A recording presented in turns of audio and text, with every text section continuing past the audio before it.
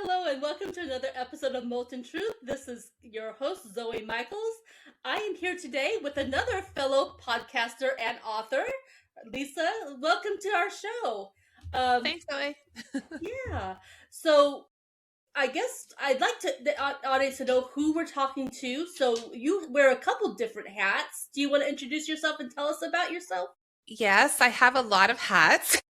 So, I was a high school teacher and I left in 2022. So I've been since then working for myself, which is amazing. I'm an author. I'm an author accelerator certified fiction and memoir book coach, host or co-host the Rekindle Creativity Women's Writing Retreat. And I'm the host of the Women Writing Podcast. Plus, I'm recently the president of the Toronto chapter of Sisters in Crime and various other roles that I take on because I have a hard time saying no.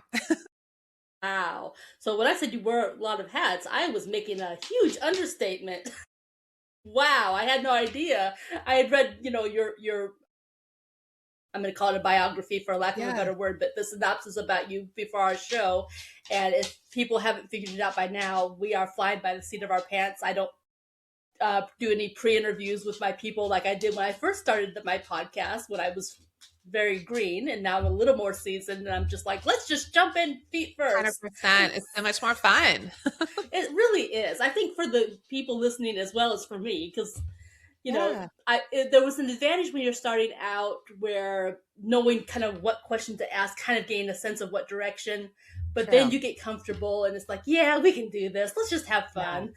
You're totally right. I did the same thing. I used to have, well, I still have it, but I used to have a whole set of questions ready to go for my podcast guests. And then now it's like, well, I still have them, but I barely look at them. Usually we don't even talk about those things. I think it's just a security blanket that I know I have questions if I need them, but really just see where the conversation goes. It's way more interesting. I think so too. If I know there's something interesting, and that was the beauty of a pre-interview, that, oh, that's a cool thing about you, or here's a key phrase you use that you might forget that I thought was fascinating, what to pull out. So that's the advantage. That's true. But, there's pros and cons to both, but I really do like just hopefully coming up with a question that's not going to be like, oh, why did I ask that? Oh, I'm sorry. I actually like questions like that in a way because it makes you think about what you're doing or the book you're writing or whatever in a different way. Like sometimes the questions people ask are so like, oh, I hadn't thought about that before. And then you kind of have to think on your feet, which is great. Good for our brains. Yeah, I do like that as long as I can remember to stay politically correct and, somewhat sensitive to the people's feelings or to the audience. That's fair. That's why I'm like, have listeners. Let me filter. Yes. That's probably an important role. I get a little practice with my day job, but even at that, oh boy. Yeah.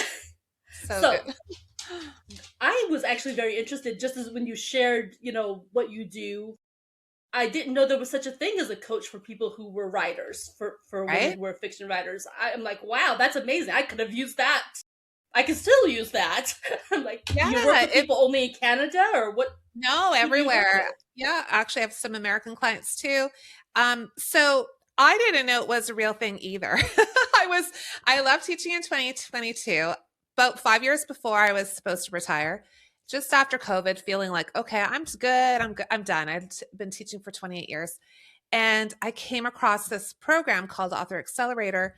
And, you're working with people writing books. And I thought, this is like perfect. Like my teaching skills, my love of literature. I'm a writer, like all the things I love combine into this job. And I thought, oh, this can't be for real. Of course, when you find things on the internet, you have to be a little skeptical. And it turns out that one of my friends here in town, somebody I had met sort of in the literary community, I didn't know her too well at the time. She had taken the course and I said, okay, Dinah, tell me about this course.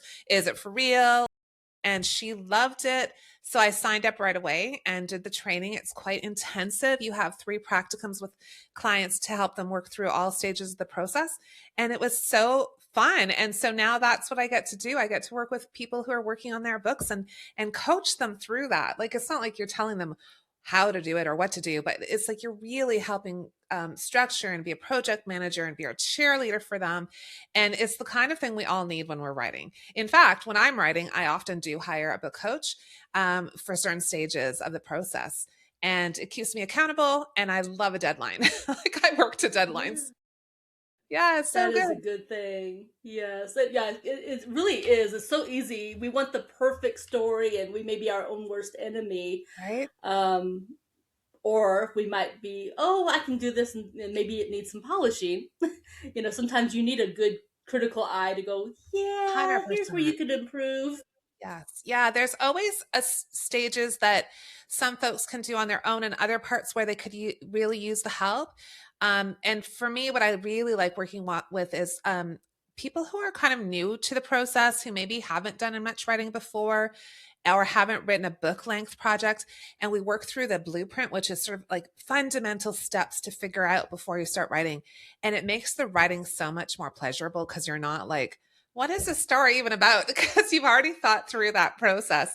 And so I really, really enjoy that part of it. And of course, we do editing, we can do developmental editing. Some people coach folks into querying and pitching to publishers. There's all kinds of roles a coach can play, and every coach has sort of a different um, thing that they are, really interested in, or maybe a niche. Like I have a friend here in Canada who writes romance, and she only works with romance writers. So, like, what a niche, right? If you're a romance writer and you want a coach, that's the person you go to.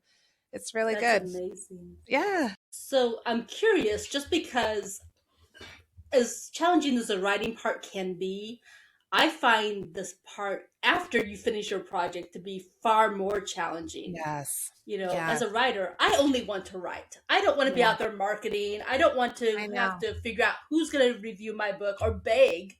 I I want to know. beg, going to friends and family, please read my book and put a review. Please Please. put, and out of, I know a lot of people, but I only got maybe 10 or 15 out of all the people I know to Yeah. actually put reviews. Yeah. And It's it's tough. such a struggle. It really is. And I don't know how to, what the answer is. I'm going through that myself right now because I just had a book come out in the fall, like Water for Weary Souls. But I have a cozy mystery series coming out in the spring, and the first one comes out in March. And I'm doing exactly that, right? Like seeing if people will read an art copy, will do a review on Goodreads, will be willing to do an Amazon review when the book comes out. And it's a challenge because you have your group of people, you have your friends and family, and maybe you have a writing community. I'm lucky enough to have quite a few people in the writing community, but everyone's busy, everyone's stretched thin, everyone's volunteering and doing all the things. And even if they will down the road, like buy your book, they may not even review it because it's just one more step. So, shout out to all the people who are willing to review and be an ARC reader and do those things because it means a lot to authors. And I don't think I even understood how important it was, It especially for indie is. authors, right? It's Yeah. extremely important. When I was Yeah. like, I have two books that are traditionally published, and that wasn't really my role to get ARC readers. That wasn't my job. It was the publishers.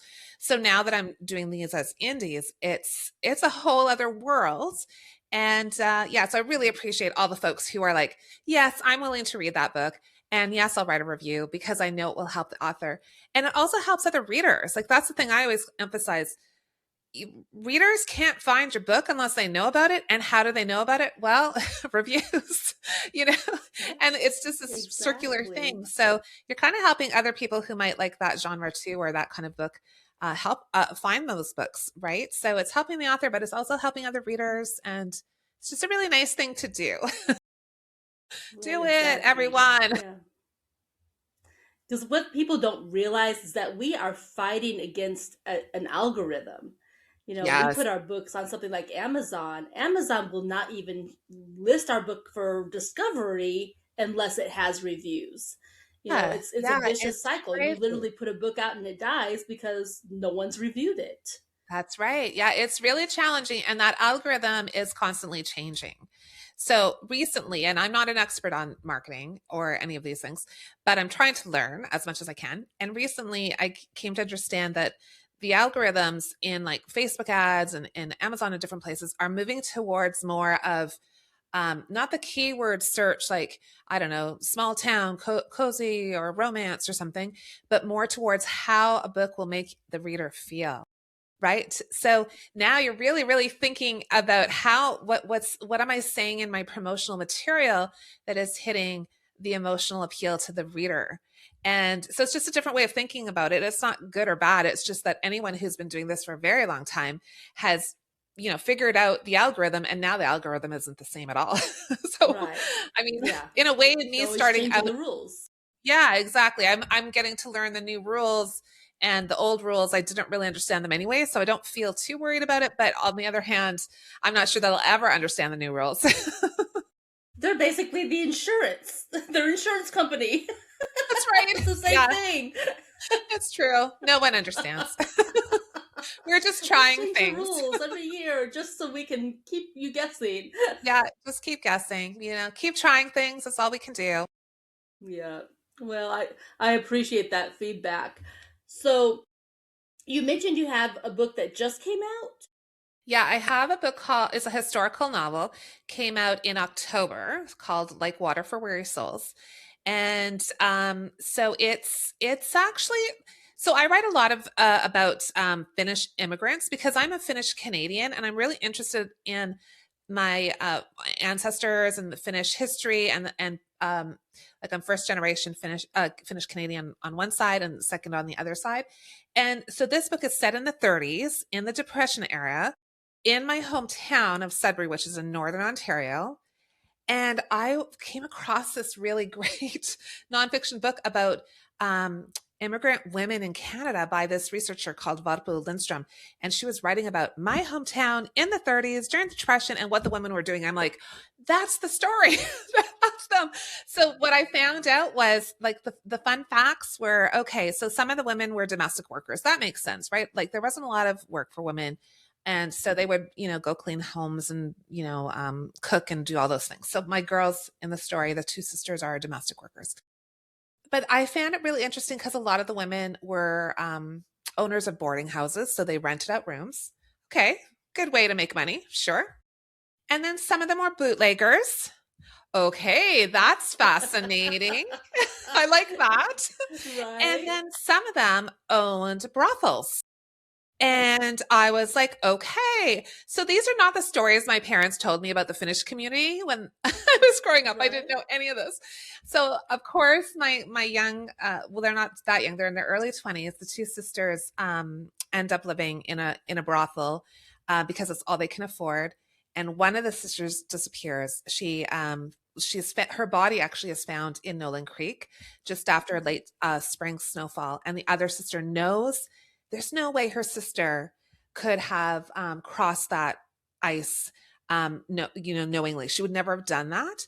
And so she thinks something bad happened, and the police say, no, it was an accident. It's just bad. She shouldn't have gone over the ice. And Essie's like, no, something happened. So there's an investigation into what happened to her sister, and all kinds of Oh, things get revealed. So it's historical fiction, but it's really a mystery. it And it was sounds so like. fun to write because I could go walk down the street of the places I was writing about. And if it was so bizarre to just feel like, oh, I'm just in a whole other time period and can feel like what it would have been like in that space, it was great. That would have been such a great experience as a Yeah, writer to do that. so Uh, good. Yeah. Especially It, when it's a town that's familiar to you in the first place. it's the You first know, time I've written I've written short stories set um in and around the area, and one of my books is half set in Northern Ontario and half set in Finland. So there's kind of like a dual timeline. But this one is solely set in that time period, in that place, in those neighborhoods that I know quite well. So it was really fun to do. I bet. So I'm curious because this is something I've thought about a lot. I'm originally from Northwest Indiana. So Okay. when I go home, there was a time period in certain towns it's still that way where nothing's changed. It's very much the same. And had that feeling that like I really am going back in time to when I was a Yes. kid. And I Yeah. love that. It was one of my favorite things about going back home. Amazing. Of course, here we are in 2026, and one of the towns has blown up like crazy. It was discovered by the Yeah. Chicagoans, and you know, Right. with Starts to progress balloon. comes a lot of change. Yes. So it's not quite that same feeling. So I'm curious, this town that you're writing about, where this story is Yeah. set, has it changed a lot Yeah, from it when you were has there? grown. Like it was a mining town at the turn of the century, and it kind of grew into small sections here and there around mining. And so the downtown was, I mean, not the best place that they chose it, but anyways, so there are and we were, I think we were guilty of taking down some of the historic buildings too in the downtown core, which was such a shame because there's some beautiful buildings and they're gone. There are some that remain. And this Donovan neighborhood that I write about, what I loved about it was so many of the houses have been there for decades and decades and decades. Like they really look like out of the 30s, 40s, and 50s. So there's aspects of it that feel like you're walking back in time. And then you'll see like a record store, which is funny to have a record store because that's also retro too. But or like Tuco's Tacos, the like little the restaurant. And so there's different things there now, but the core streets are the same, and so many of the houses are the same. But I totally agree with you. Like where I grew up in Sudbury, that area used to be very quiet, very green, not a lot of traffic. And now there's a strip mall and a Walmart, and the traffic is crazy, and there's all these lights. Like it's just, you can tell that the city has expanded outwards.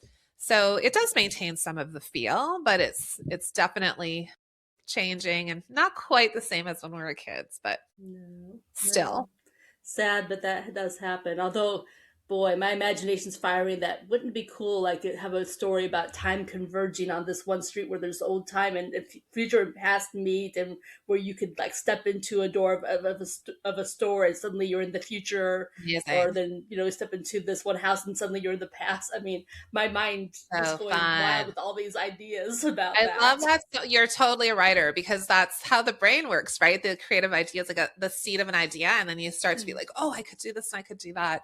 Can just see you like, "Okay, I need to go write that down." Seriously, I was thinking about that. Yes, yes, so great. I probably will. I'll probably go back and re-listen to this episode. Like, what was my idea? And Yeah, I'll what go was that jot it idea? down. I keep a little like on my phone, a little memo thing of all my Yes, little ideas, and hope that you I write need to down enough do to that. do that. It's a great trick because like or like a voice memo or something. I had finished a book and I was thinking about like what do I want to work on next? And this was a couple years ago. And I went back through those notes that you're talking about, and I was just scrolling, and I had written the word sointula 3 times. And I'm Hmm, like, what's that huh, mean? okay, so sointula. And I wrote a book about it, but it's not Ah, published yet. It's still it's not done. I have some work to do on it. Sointula is a socialist, how do you say it? Just a utopian society that was created in early 1900s in BC on an island called Malcolm Island. That lasted for about a few years. And then, of course, as these socialist utopian societies do, it just fell apart. So I was so fascinated by it. I went to Malcolm Island last August to do some research. And it was just the most beautiful place. Like I just wanted to stay. I thought, okay, I totally understand why these people came here and didn't want to go. and So where's I've that written a novel located? about that, and it's not done. So I mean, I'd actually like to go back to Malcolm Island and do a little bit more research and talk to folks a little bit more. But This yeah, sounds amazing. But yeah. I've never heard of Malcolm Island. So where is that? Where in the world is Malcolm Yeah, so Island? Vancouver, so British Columbia, western side of Canada, and then there's Vancouver Island, which is off of on the coast, and then you have to go drive all the way up Vancouver Island, and then take a ferry across to this little island called Malcolm Island. So it's Okay, like so it's over the there. fact that these Finnish people, some of them came from Finland, some of them were already in Canada, and they decided we're going to just go create our own community. We're going to run it how we want to run it. We're going to like make ourselves self-sufficient. It's going to be great. And they all just like found their way to this tiny place and set up camp, and they created a Wow. society there. And what I found really interesting when I was talking to people last summer, one man I met said, well, like the idea of Soinsula died, like the whole idea of this Finnish socialist utopia that disbanded, but people stayed. And they created a version of that, like where people helped each other, people looked out for each other. Um, Still on the island, there's like a coffee shop, a co-op grocery store, and a gas station.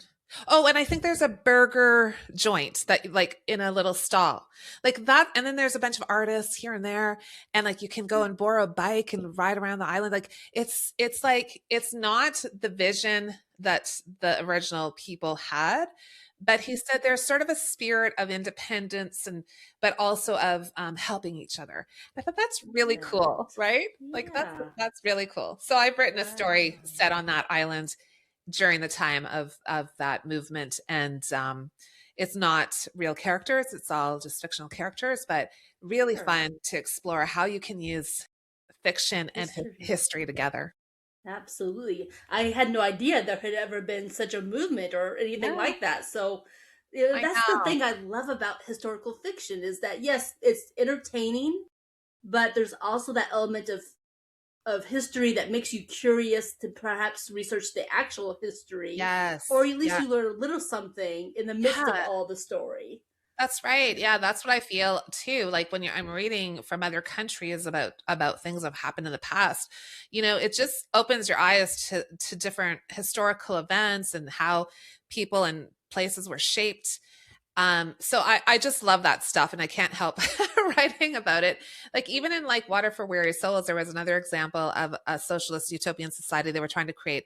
And this one, strangely, was in the Soviet Union, and there's a place called Karelia, and the Soviet Union encouraged Finnish North Americans to come there, and they could get educated in Finnish, they could raise their families in Finnish, but they wanted workers, right? They wanted people who had skills, people who could like build up the society. So they were kind of like saying, yeah, yeah, you should come. And people from Canada and the US went, and it didn't turn out very well, as you can expect, right? At first, they're like gung ho, and then slowly things get worse and worse and worse and worse. And so, I do have a character in this story who makes that leap, and he says, "I'm there's a depression here. Like things are bad. Work isn't good. I'm gonna go. I'm gonna go try my luck out there. We're gonna start something new. It's gonna be great." And his fiance stays behind, but she's going to come later when he has enough money to send for her. And the letters keep coming, well, they start to slowly not come, but they start out optimistic and slowly get worse and worse and worse. And like the neighbor is arrested, and the terrible outcomes that happen as a result of living in the Soviet Union in the 30s. So it's yeah, I just love taking those kind of historical facts and saying, okay, what if so and so went there? What would that be like? How would that have been for them? And it kind of reflects the type of things we're seeing in the world, right? Like we think that happened in history, but History history repeats repeats itself. itself. Yes, Yes, it exactly. does. And those who don't learn history are doomed to repeat it, as the That's saying goes. right. Yes. Exactly. Yeah. So Exactly. I'm curious because you've mentioned the 30s quite a bit. Is that your favorite time period to write about? Well, I hadn't thought of it that way. But apparently, so let's think about this. I wrote a book about the first book was called Surviving Studhof. It was about my dad. He was 16 when he was he was a Finnish merchant marine sailor, and his ship was arrested, and they were sent to a concentration camp. So like 90 Finnish sailors in Studhof concentration camp in Poland. So that was in the 30, like that book starts in 38, I think, and then goes on to 1945. So I think I would kind of got the bug when I was working with him because I was doing a lot of research about Finland and of course the concentration camps of the time period. And then the second book, I would he inspired me actually because he was telling me about the Winter War, which he was a young kid then, like 10 or 11, and the Winter War was between Russia and Finland, so Soviet Union and Finland, and it very much like the Ukraine conflict, right? And he was Right. telling me about what that was like and the bombs coming down on his hometown. And I was wondering about the women, what they were doing during the war. So I wrote a book about a woman who's like involved in the Winter War, and the other half is more contemporary, sort of 1980, I guess, not so contemporary, in Northern Ontario. So yeah, actually, there's sort of a trend here. And then of course, like Water for Weary Souls was in the 30s here in Northern Ontario. And then I have, oh goodness, you're Zoe. I don't know why I never thought of this as being a thing. So I have another book that is quote unquote done. As you know, it's kind of a stage, but it's not ready yet. It's set during the Winter War, also about a Finnish war child, and that's also in the sort of the 30s. So apparently, I have a thing for that time period. The I love Zoe with book that. is a little earlier, though. It's 1900s and current Absolutely. day. So there's a dual timeline. So 2026 and sort of 1902 or 1903. So I've really pushed myself a couple of years the other way with that one. Oh, Sure. I But hadn't it even sounds thought like about that's kind Zoe. of your niche there that you really enjoy researching and writing about. I might just have to like pick a whole other time period and go, okay, I need to do that now because we've done the 30s. 30s, check. 40s, check. But if something works for you, I mean, look at Philippa Gregory. She's all about, Yes. the Tudor line and just that lineage, and that's her niche, and that works for her. Yes. I told you Yeah. before we I started love recording how those. much I used to love watching in my dreams, reading Victoria Holt books. Yes. In fact, my favorite book of hers actually introduced me to the life of Marie Antoinette in a way that I never would have thought. Right. And I was amazed at how closely the history that she wrote in a fictional way mirrored the true history that I later decided to Yeah. read because I was so curious about Yeah. her as a person. I know. So think of the influence you would have with your books and your niche on people who were curious about this, the Finnish culture and this period of history. Yeah, it's true. I'm the same. I feel the same way. There's so many of these historical writers who introduced me to topics in history that I just like. I love the Tudors. I just love the Tudors. And I want to They're know all the things. fascinating. Yeah, fascinating. I want to read all the books and I want to watch all the documentaries and whatever there is. I just find it fascinating. And I think I too was influenced by a novel before I was, read anything that was, Britain like historically accurate. But novels can do a really good job of introducing you to a time period and making it alive because they fill it with characters that are fun and interesting and like us, like we feel like we know them, and that's Exactly. engaging. It makes me wonder, these history teachers who repeat these history lessons, the same lessons year in, year out. I mean, I think we've studied American history the same information 4, 5, 6 times, Right. almost exactly identical information. And how much more interesting it could have been had it been wrapped in the candy of a fictional story. That's true. I know a history teacher here in town, and so I remember her telling me one of the assignments was for the students to write a letter from the perspective of World War One soldier, and then or they could choose maybe a nurse, or like there's a bunch of choices, but it was so they were writing these fictional letters, but she said that's how they got in their heads and understood, like not just facts and numbers and places and dates, but like how it felt Boring. to be there. Yeah, and it really personalized, and I thought that's really a great way to combine fiction and history so that you know the students can really feel and connect with the people of the time period.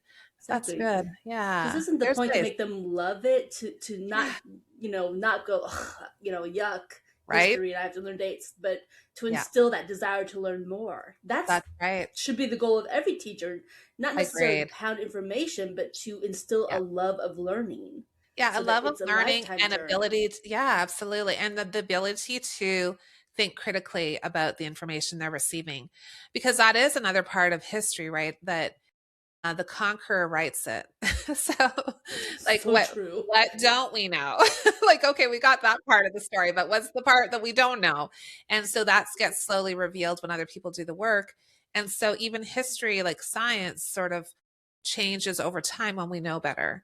and like it's a continually learning process. So that's why I love history, for that reason. Like it's fascinating, and yet they're still discovering artifacts, or they're or finding out more about this society, and then they can say, okay, well, we got this right, but this part, like, this is new information, like we didn't know. That's Or great. exactly.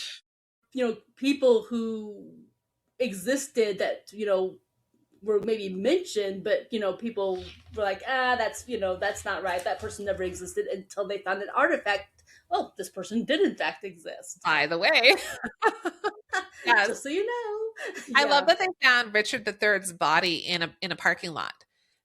And they found his body, and they've always, Shakespeare described him as having like a hunchback, like his back was rounded, and people thought that, oh, maybe he was described sort of deformed because they wanted people to understand that his mind was sort of often deformed too. Well, it turns out he actually had, I want to say scoliosis, I could be wrong, but some deformity of the spine. And when they found his body in a parking lot, like under the parking lot, they were able to identify like what actually he had. So it's fun to kind of think of like the fiction, like the plays, and then the real person and what we know, and then find out, oh yeah, we were right about that, or no, we were totally wrong. Right, exactly. It is fascinating, but I know I didn't even know that his body had been found, let alone under a parking lot. That's news Yeah, to yeah, me, yeah. but I think you can find some footage of them like digging up the parking lot, which is so strange. Like it used to be a field. right, Now like cars have been right. parking over him, the king, for how many? Oh god.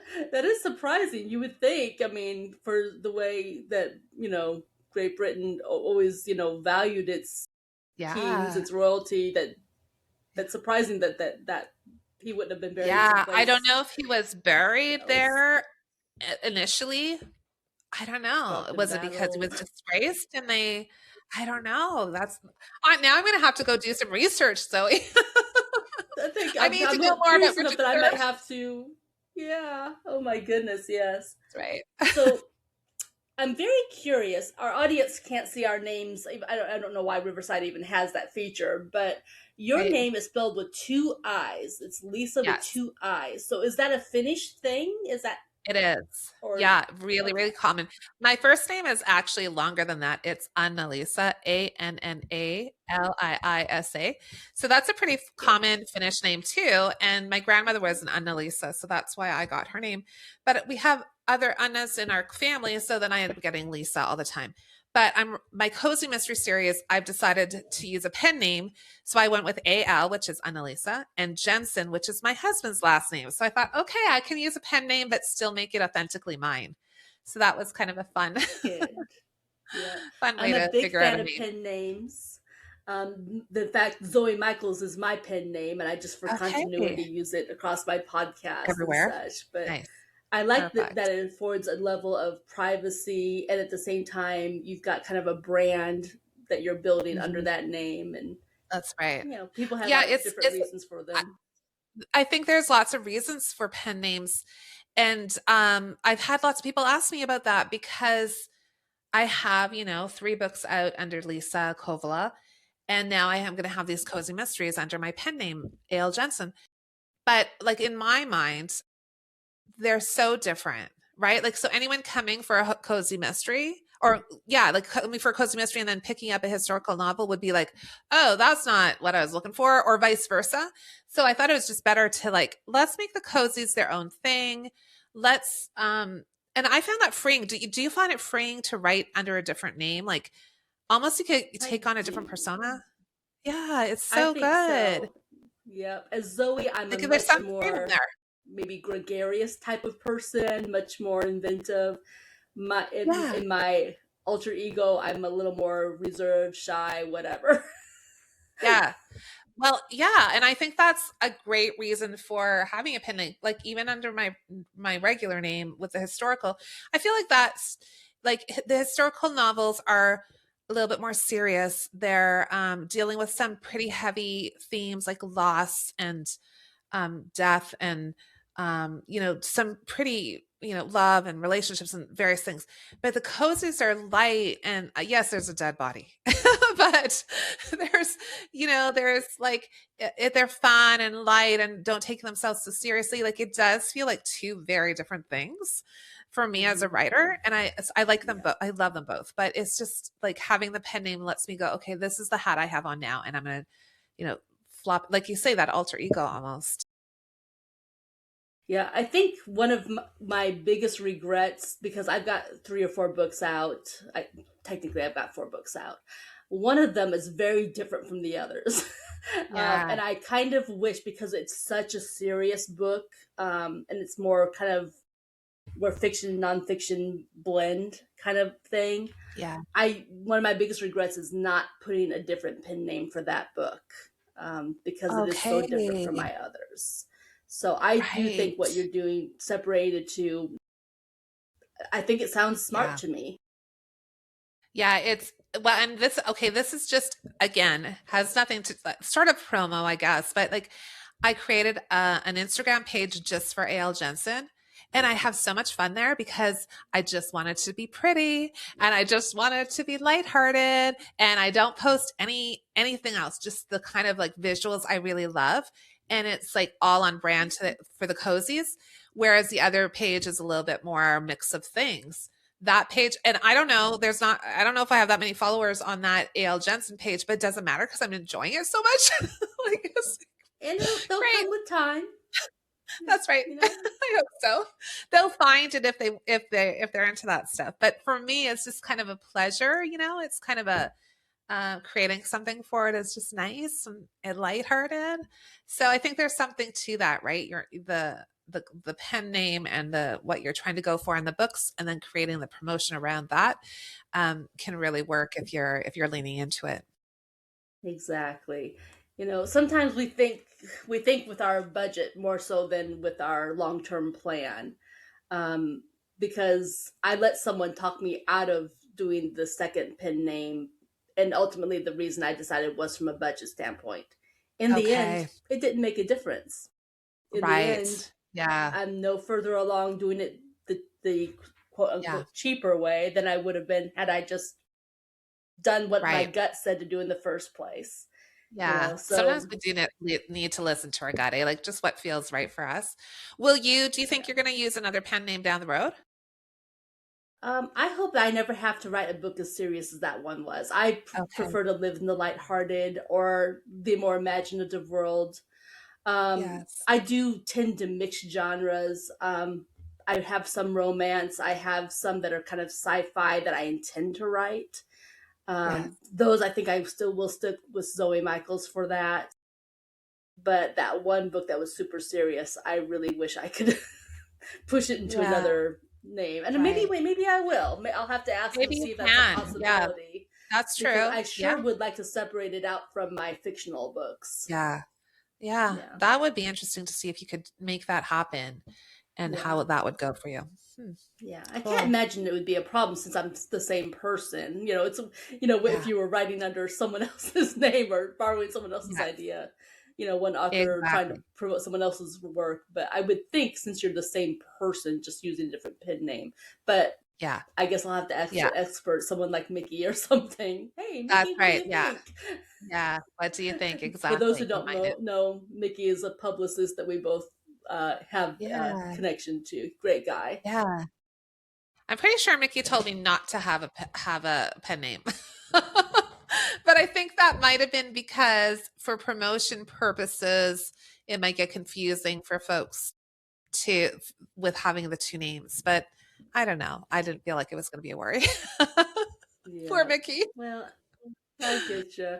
I'm sure people look at my Facebook pages and go, okay, here's this name with your picture, here's this name with your picture. But Hmm. I do have the link Yeah. between them that kind Oh, of like, nice. oh, okay, this is solid. This Yeah. is They'll not figure someone out. trying to pretend to be someone else kind of a Yeah, thing. 100%. And I think people are pretty great. savvy too. Like readers know that we do this, right? They know that, oh, the same author can write different genres and different names and then they'll pick up the Exactly. ones they like. So great. Mhm. Yeah, I think people understand Exactly. it. But it is a choice. I mean, there's not a right or wrong answer. It's just what we personally as authors want to do, I guess.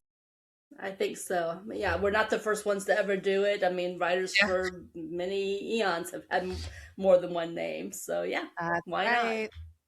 Yeah, well, at least So, we're in an era we don't have to use like male names. Like remember George is George Sanders? I forget. There's a bunch of women whose names were George. George Eliot was another one. You know, they couldn't even write under their name. So we get to pick as many names as we want. that's true. So true. Yeah, the women who dared to write under their own name took the chance of not being noticed or maybe their work being appreciated long after they were gone. But Right. Mhm. yeah. That's right. So you have another book coming out, what, in the springtime, you said? Yeah, so the first book in the Hygge House Cozy Mystery Series is coming out. It's called Hygge and Homicide. So Hygge is a Norwegian and Danish word. I don't know if you've heard it. It means like coziness. And it's that feel, that vibe of like putting on your woolly socks in front of a fireplace and putting on a candle and just getting a blanket and just the vibes of really like that kind of cozy atmosphere. So I love the idea of, so this time it's not, my main character, Minna, is half Finnish, half Norwegian, and her best friend is Swedish. And but there's like people from all different communities in this small town. But I love the idea of kind of leaning into the Nordic stuff that, so I've been kind of with the historical looking at Finnish characters. Now I'm like, okay, I'm going to expand out to the Nordic and Scandinavian countries and pull in different traditions and cultural things and food and design and all of those things that I love. And have my main character, her job is to be she's an interior designer who specializes in Nordic design, which is really quite a phenomenal design. And her best friend Christy is an event planner. So they bought this old house together and they're renovating it and making it into an event center and also like kind of B&B. And it's so fun to write because like, you think it's going to go great. And then they find a dead body. And now she's going to have to figure out how to solve this one. And it's just so fun. I have 6 books planned in the series, and it's Oh, just delightful. Yeah. very cool. I can't wait to hear how that works for you. And if you want Yeah. to come back and talk to us I'd more about it love after it's to. out, I'm sure we Yeah, that'd can be make so that fun. happen.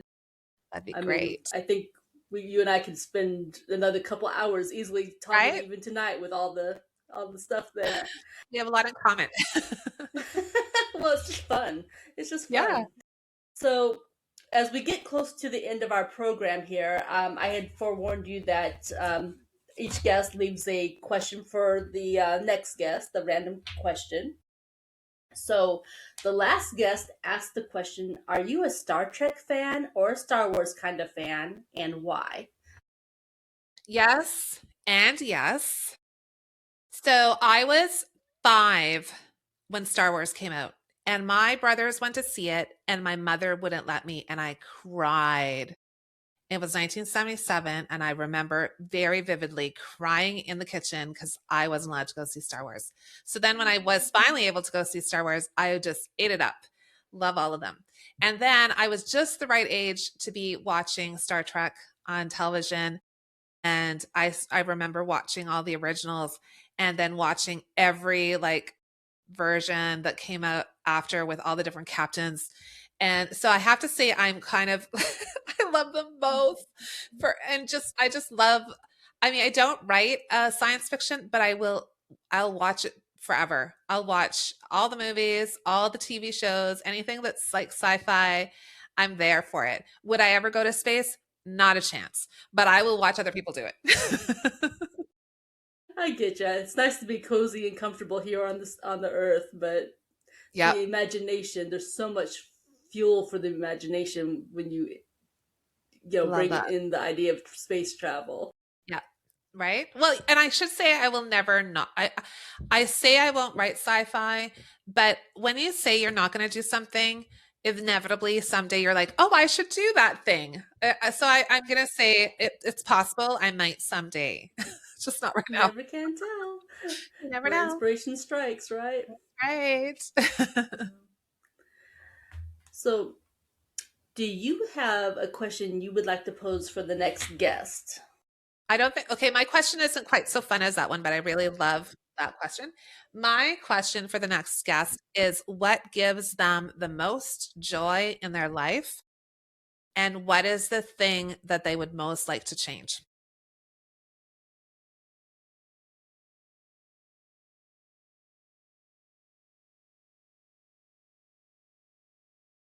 Is the thing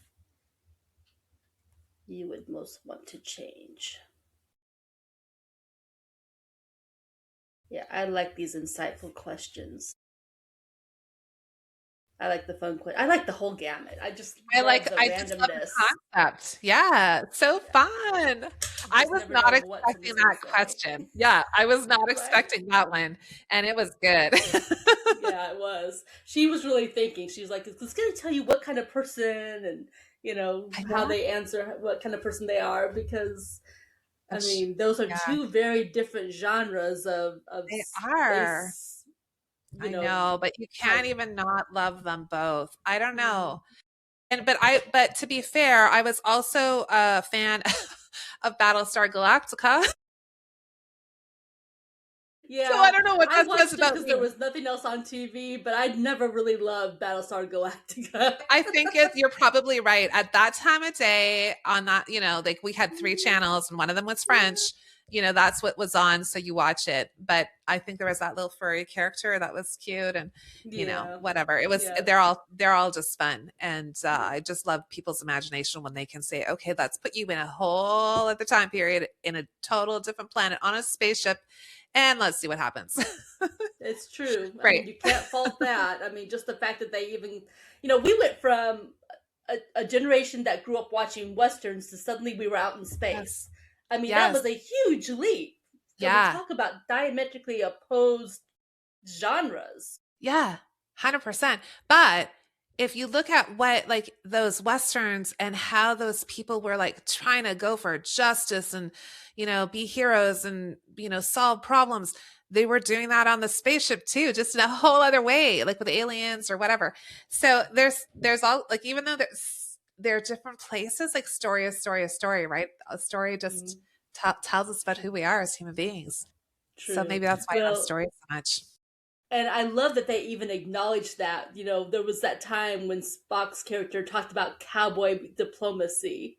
They Yes. acknowledged the whole Yeah, a little Western in nod. space type of thing. Yeah, so Um, good. yeah. Amazing. I love For that that. matter, Yeah.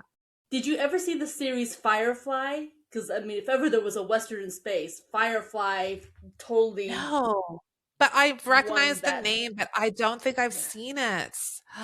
It's actually Okay. pretty interesting, and it was Okay. full on cowboy in space type of mentality, and they brought that flair into it. It's worth Amazing. going if you ever want to watch something that's Okay, like I'll have to look for cowboys that. in space. I'm I'm watching currently, I think it's called The Expanse. I just Okay. started it the other day. I think it's on Prime. And I'm really enjoying it. I'm like season one, and I think there's 6 seasons. So everyone's like, "Where have you been?" I didn't know, but it's good. Like it's interesting to see how different the Earth and Mars and different places are populated, and the conflicts between the places, and it's quite well. The sets are great and well shot. So, yeah, it's sort of the next level. Like if you go back to the old Star Treks, the original ones, you can go, oh, okay. I forgot how like those sets were pretty rudimentary. Yes, Now there's so bigger true. budgets. So true. The stories were still good though. I Yeah, mean, they when you've were. got a solid story, despite the budget, despite what they Yes. had back then, and it's still Yeah. on air all these years later, new generations looking. Right. I mean, that's pretty Yeah. fantastic. It's pretty Yeah. amazing. But like you say, it's all about the story and it's all about how we connect as viewers or readers to the story. And, it tells us about ourselves as human beings and how we interact. And it goes back to that historical fiction that we were talking about earlier. Like we learn from that. We learn from these stories too. Um, and I mean, we don't always listen to the lessons. They are there to be had. Absolutely. Well, for that matter, just because a story doesn't fly, so to speak, at the beginning, because Star Trek: The Original Generation only got 3 years. Thank you, Lucille Ball, for those 3 years, by the way. Right. Yeah. You know, the fact that it came back, reimagined, bigger and better, what, in Yeah. 1980, Like that. maybe? Yeah. Somewhere in the Something 80s. like I don't that. remember the year. I mean, Yeah. but just, yeah, just that it got found new life, and then wow, it's taken off since then. So just Yeah. because the Incredible. first blush doesn't fly right out the gate doesn't mean that later on. So just because we write a book and maybe it doesn't fly initially, maybe with some tweaking later on, Yeah. suddenly boom, That's we find our audience. Maybe Yeah, it's I just about think you're right timing. there. That happens quite often where somebody's book will be out and it, does whatever, and then it sort of disappears, and then for whatever reason picks up steam later. And whether it's like something that's really topical or um, just get the right readers find it, and then it becomes something that's really important to them. So, yeah, I think we can't judge anything by like. Of course, we were talking earlier about promo and getting those reviews, and that's how a book gets like going and initially, but like the books doesn't go away. Once we put it out in the world, it's out in the world and we have to let it find its way too. And that might take some time. So Exactly. it's good. If nothing else, maybe someone, the right person reads it, and maybe they're inspired by something you wrote. Yeah. Same thing Which with music actually, artists. absolutely. And I think that is so special. Like I've had people reach out to me who've read books I've written just out of the blue. And I'm always like shocked and delighted about how a book has touched them and moved them. And didn't I didn't understand that when I was writing it, like, or writing that scene or whatever. But people will say to me, for instance, I wish I'd talked to my father or my grandparent about such and such time in their life because now they're gone and I can't ask them, and I'm like, yeah, like I was really privileged to be able to have those conversations with my dad. And he was 84 before he wasn't able to answer those questions, right? Like yeah, so sometimes that individual reader, if it makes a difference for them, we've done our job. Exactly right. Well, I can't think of a better way to end our time tonight. That on that positive note. Um, Before I let you go ahead and let's give the audience, if you have more than one website, but let's give them at least one of your websites. Yes, yeah. They Go can ahead and find me, yeah, at lisakovala.com. So as you said, LIISAKOVALA.com. I'm also on Substack with Women Writing, so they can search for me there for the podcast and the newsletter and all the things. So yeah, and come find my AL Jensen Instagram page, people. It's pretty. sounds good. Now, is there a link to that page from your website? Yes, yeah, all the links are there. I'm not sure if this is the right decision, but I decided to have everything on one website. I have all my historical fiction, all my cozy stuff, and my book coaching. It's all under one roof. I thought, why make people go everywhere to find me? It's all in one place, and then they can link out to whatever they want. And because you know what, we do all the things, so let's just own it instead of like, Different pages on the same website to me just makes yeah, good solid yeah, sense. I think so too. Simple. Keep I it don't know. simple. We'll see. I may change my mind, but for It now makes it it works. easier for you to find. It's true. Yeah. Yeah. But, well, I really appreciate you joining us tonight. Thank you for the wonderful conversation. Definitely please come back. Thank you, Zoe. This was so fun. I really enjoyed it. Yeah, same here. Hang on, after we finish recording, I have a little more to share with you. But thank you for Good. joining us. Please, if you liked our episode, share it, like our page, tell it, tell friends about it, help us grow. We really appreciate you watching and sharing with us. Please check out Lisa's website, and just thank you for joining us.